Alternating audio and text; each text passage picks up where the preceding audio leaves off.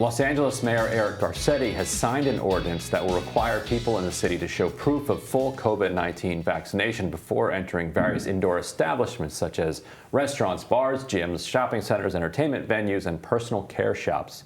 LA's City Council passed the measure, which is considered one of the strictest in the nation and will begin enforcement November 29th.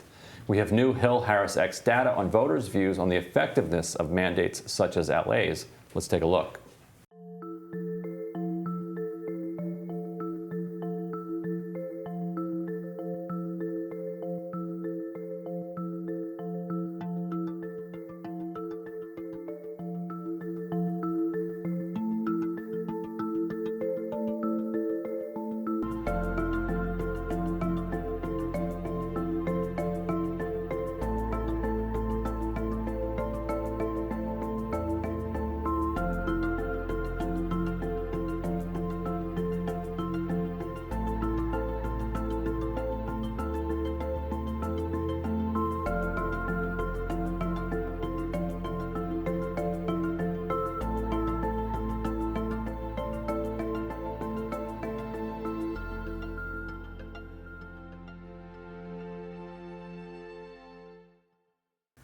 The poll found voters overwhelmingly believe COVID-19 related restrictions such as mandatory masks, keeping 6 feet of distance, and in some places having to show proof of vaccination to enter a venue have been effective in slowing the spread of the virus at 74%.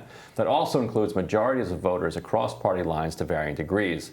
93% of Democrats, 69% of independents, and 59% of Republicans believe COVID-19 restrictions are effective in slowing the spread of the virus. Which is interesting because it doesn't necessarily mean they support those measures, because there's always going to be a cost-benefit analysis that goes into how you think about these restrictions. So what's your read on this? Yeah, the mandate question is entirely different than the efficacy of the vaccine question. And I think a huge part of the acrimony in this public debate, at least, is because we often confuse and conflate those two very, very different things. I think there are a lot of people who are pro-vaccine, who are anti-mandate, and that gets even different when you talk about children, even more different when you talk about children. I've seen some polling that shows parents are just completely opposed to vaccine mandates for kids who are attending public schools or schools.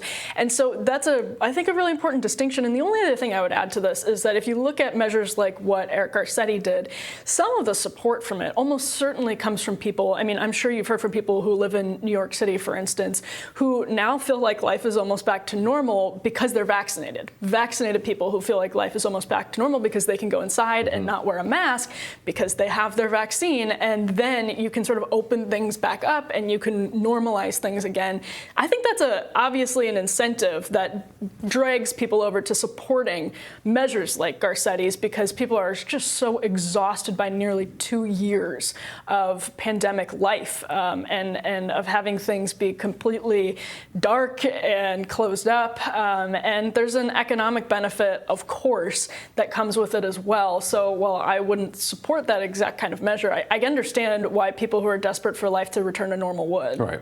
And lots of people who oppose mandates would still say, sure, standing 6 feet apart is effective. Yeah. Wearing a mask is Easy effective enough. at slowing the spread. But then the question is, well, is it so effective, and is the virus so dangerous that you want to social distance for the rest of your life? And like, no. Well, yeah, and this gets to the COVID zero question, in that there are people who support reasonable precautions and on the basis of an individual's decision. But when this has dragged out for a couple of years, to the point where we're now having Anthony Fauci saying and then not saying maybe people won't be able to gather for Christmas again, there seems to be absolutely no limiting principle. There is no target that is not going to be moved. There are no goalposts that are not going to be moved further and further. So at what point do people just draw the line? All right, well, and plenty of people are going to gather for Christmas, whether Fauci endorses the gathering or not. Yes. As they did last time. Yes. And we did see a spike post-Thanksgiving. We did. Post-Christmas. We did, although also this colder weather. And there was no vaccine yet.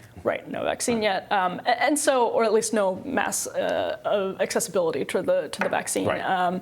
And so I think we don't do ourselves any favors, the sort of legacy media talking about this in a way that just absolutely demonizes people for being anti-vax, when that's just not the issue for a lot of people, and it just confuses the whole conversation. Yeah.